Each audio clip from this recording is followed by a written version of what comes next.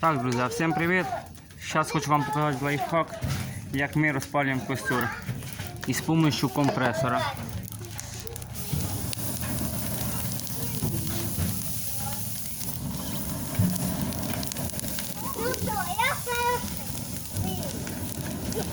Отак от.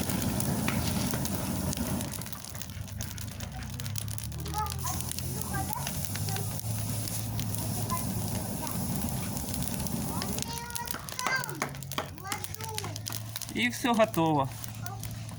Як самі бачите. Можна ще отсюди трошки дунуть.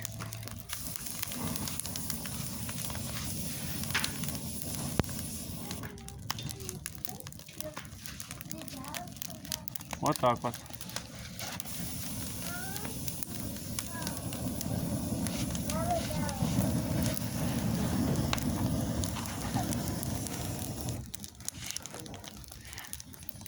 Лайфхак работає.